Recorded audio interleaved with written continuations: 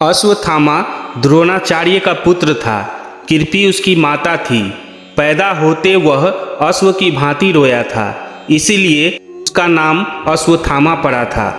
वो बहुत ही क्रूर और दुष्ट बुद्धि वाला था, इसलिए पिता का उसके प्रति अधिक स्नेह नहीं था।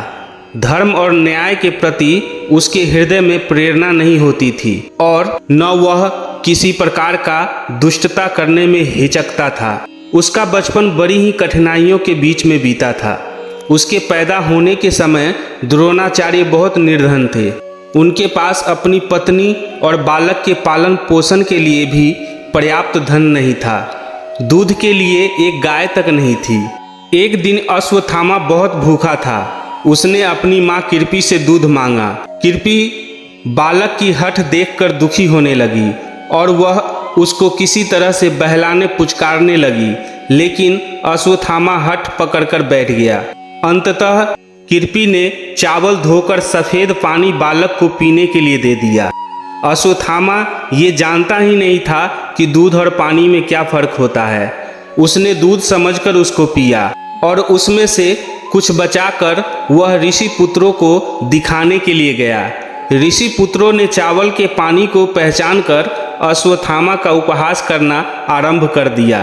तब अश्वत्थामा को पता लगा कि माता ने उसे अन्य वस्तु देकर बहका दिया था। वो जाकर कृपि की गोद में रोने लगा। बाल्यावस्था के पश्चात यौन अवस्था तो अश्वत्थामा की पूर्ण वैभव के बीच कटी थी। अश्वत्थामा को द्रुपद का आधा राज्य मिल गया था, जिससे उनको अपार धन की प्राप्ति हुई थी। अश्वत्थामा ने एक बार कहा भी था कि मुझे किसी वस्तु का अभाव नहीं है। धन धान्य राज्य संपत्ति सब कुछ मेरे पास है। इसके पश्चात तो अश्वत्थामा का सम्मान बढ़ता ही चला गया। एक बार भीष्म पितामह ने उसकी प्रशंसा करते हुए कहा था कि अश्वत्थामा महारथी है, धनुर्धारियों में श्रेष्ठ है, विचित्र युद्ध करने वाले और दृढ़ प्रहार करने वाले हैं। युद्ध क्षेत्र में तो साक्षात यमराज जान पड़ते हैं, किंतु उनमें एक दोष है, उनको अपना जीवन अति प्रिय है। मृत्यु से डरने के कारण वो युद्ध से जी चुराते हैं। इस कारण न तो उन्हें रथी मानता हूँ और न सन अतिरथी। भीष्म पितामह ने अश्वत्थामा की ठीक ही प्रशंसा की है।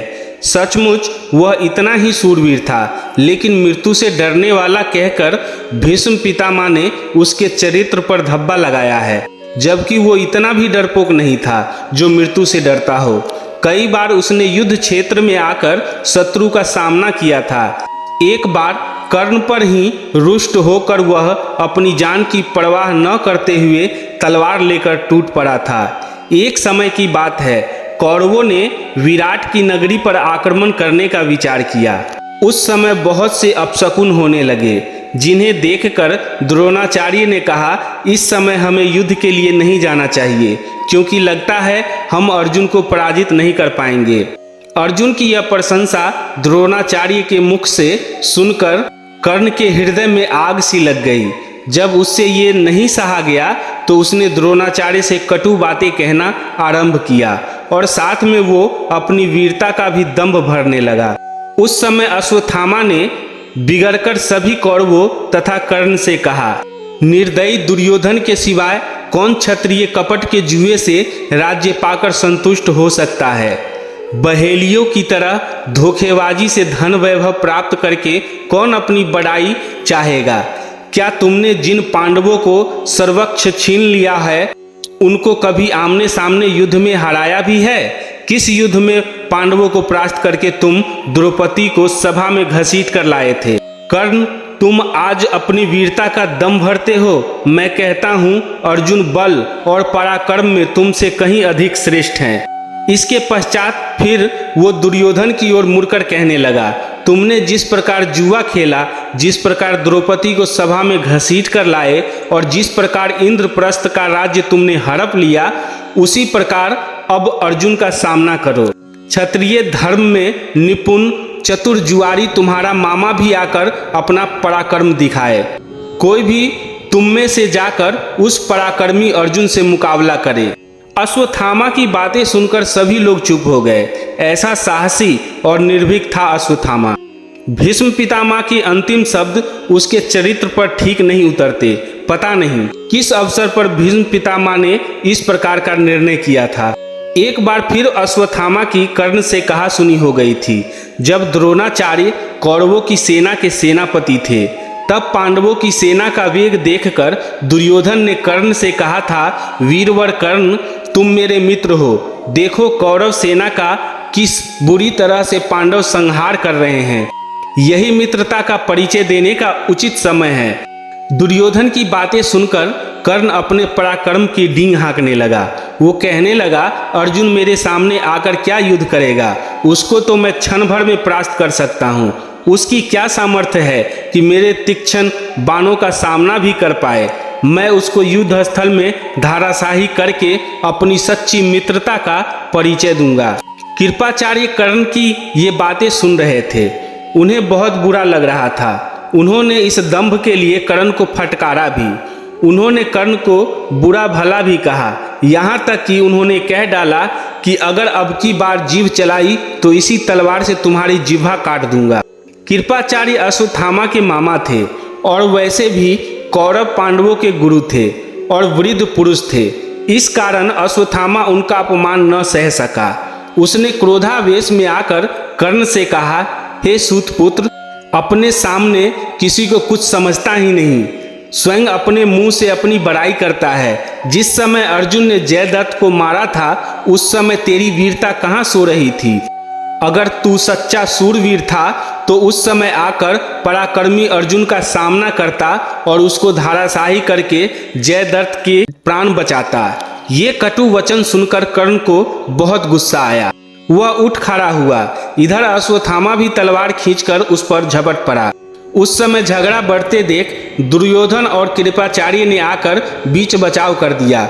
दुर्योधन ने दोनों को समझाया और कहा, सूरवीरों, तुम ही तो मेरी शक्ति हो, फिर इस तरह आपस में लड़कर इस शक्ति को क्यों नष्ट करना चाहते हो। इस घटना को देखकर ये पता चलता है कि अश्वत्थामा बड़े खरे स्वभाव का था। वह चाटुकारिता में विश्वास नहीं करता था। दुर्योधन तक को अपशब्द कहने में वह जरा भी नहीं हिचकता था। फिर कैसे कह सकते हैं कि अश्वत्थामा कायर था। लेकिन बाद में चलकर तो उसने चोरों की तरह इस प्रकार के आतताई जैसे कर्म किए और उसने सोए हुए पांडवों के पुत्रों को संहार कर डाला। और उसी दिन से उसकी सारी वीरता पर पानी फिर गया और वह घृणित और क्रूर समझा गया। उसने द्रौपदी के 5 पुत्रों को उस समय मारा था जब वे अचेत सो रहे थे। लेकिन क्यों वह इतना क्रूर और बड़बड़ पिशाच जैसा हो गया, इसके पीछे कारण है। उसके पिता की हत्या भी अन्यायपूर्वक की गई थी। जब द्रोणाचार्य ने धर्मराज युधिष्ठिर के मुख से यह सुन लिया कि अश्वत्थामा मारा गया, तो उन्होंने शस्त्र त्याग दिए और योग धारण करके अपने रथ पर बैठ गए। तभी धृष्टद्युम्न ने आकर उनका सिर काट डाला।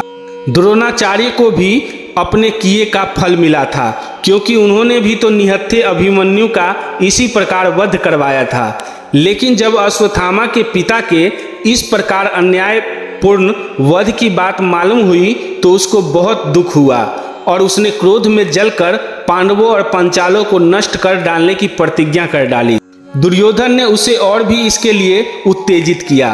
अश्वत्थामा को युधिष्ठिर पर भी बहुत क्रोध आ रहा था, क्योंकि वो उस व्यक्ति से कभी ऐसे झूठ की आशा नहीं करता था। उसने उसी क्षण अपनी भुजा उठाकर कहा, आज इस अन्याय के बदले पांडवों के सब पृथ्वी पर पड़े मिलेंगे। मैं नारायणी अस्त्र का प्रयोग करूंगा, जिसे मेरे सिवाय और कोई नहीं जानता। उसी के द्वारा मैं आज शत्रु के सारे गर्व को चूर करूंगा और उनको सदा के लिए इस पृथ्वी से मिटा दूंगा। दूसरे दिन अश्वत्थामा ने उसी नारायणी अस्त्र का प्रयोग किया। पांडवों की सेना में उसके कारण हाहाकार मच उठा। असंख्यक वीर योद्धा छत होकर पृथ्वी पर गिर पड़े। उस अस्त्र को रोकने की किसी में भी सामर्थ्य नहीं थी, यहाँ तक कि श्री कृष्ण में भी नहीं। इधर पांडवों के बीच द्रोणाचार्य की मृत्यु पर आपसी विवाद उठ खड़ा हुआ था। इस प्रकार अन्यायपूर्वक गुरु को मारा जाना अर्जुन और सात्विकी को अच्छा नहीं लगा। वो दोनों धृष्टद्युम्न को बुरा कहने लगे। गुरु की मृत्यु का उन्हें बहुत शोक था। यहाँ तक कि सात्विकी तो गदा तानकर धृष्टद्युम्न को मारने के लिए आगे बढ़ाया। उस समय श्री कृष्ण का संकेत पाकर भीमसेन ने जाकर उसे किसी तरह रोका, क्योंकि इधर तो अश्वत्थामा पांडव सेना का संहार करता हुआ आ रहा था और उधर आपस का झगड़ा बढ़ता चला जा रहा था। इस सबसे सर्वनाश की आशंका थी। गुरु की हत्या के लिए किसी ने तो स्वयं युधिष्ठिर तक को दोषी ठहराया। तब धर्मराज ने आवेश में आकर धृष्टद्युम्न से कहा, तुम पांचालों की सेना लेकर भाग जाओ, वृष्णि, अंधक आदि वंशों के यादवों के साथ सात्विकी चले जाएं। श्री कृष्ण अपनी रक्षा स्वयं कर लेंगे, अन्यथा सैनिक युद्ध बंद कर दें।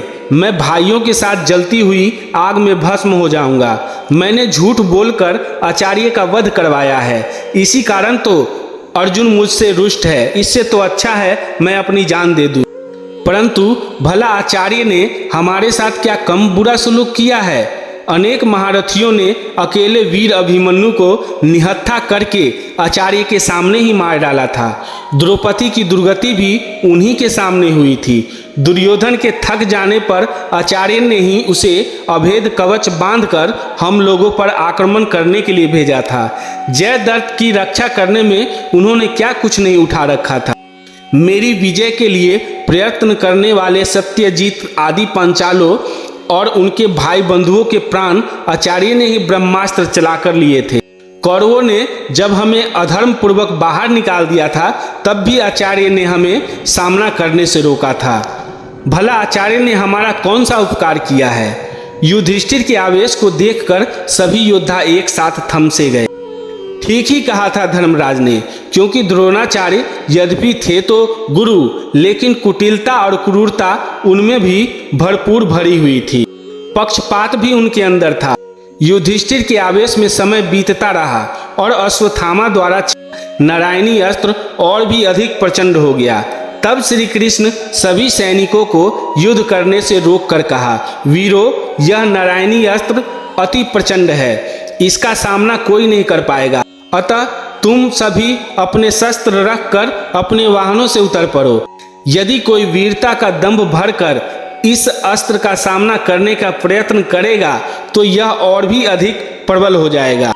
श्री कृष्ण की बात मानकर सभी योद्धा अपने अपने वाहनों से उतरकर पृथ्वी पर लेट गए, लेकिन भीमसेन के मस्तिष्क में श्री कृष्ण की बात नहीं उठी। वो फिर भी अपनी वीरता का बखान करता हुआ बोला, मैं बाण चलाकर गदा मारकर इस अस्त्र को विफल कर दूंगा। भयभीत होने की कोई आवश्यकता नहीं है, आज मैं अपना पराक्रम दिखाऊंगा।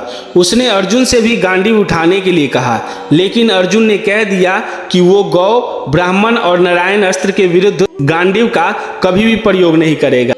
अर्जुन की बात सुनकर भीमसेन क्रुद्ध होकर अश्वत्थामा की ओर झपटा। उसने बाणों की वर्षा से अश्वत्थामा का रथ छिपा दिया, लेकिन इससे नारायण अस्त्र और भी अधिक प्रचंड हो गया। उस समय अर्जुन और श्री कृष्ण ने आकर भीमसेन के हाथ से अस्त्र छीने और उसको रथ से उतार लिया। इसके पश्चात नारायण अस्त्र शांत हुआ और इस तरह से पांडवों का सर्वनाश होते होते बच गया। जब अश्वत्थामा का कुछ भी वश नहीं चला तो वो निराश होकर युद्ध भूमि से लौट पड़ा और धनुर्विद्या की निंदा करने लगा। रास्ते में उसे महर्षि व्यास मिले। उन्होंने उसे बहुत समझाया और कहा, नादान, अर्जुन और श्री कृष्ण को मारने की सामर्थ्य किसी में नहीं है, जो तू व्यर्थ अपनी निष्फलता पर इतना खेद करता है। व्यास जी को समझाने से अश्वत्थामा का हृदय का संताप मिट गया। दोस्तों, ये प्रसंग आपको कैसा लगा कमेंट में जरूर बताएं।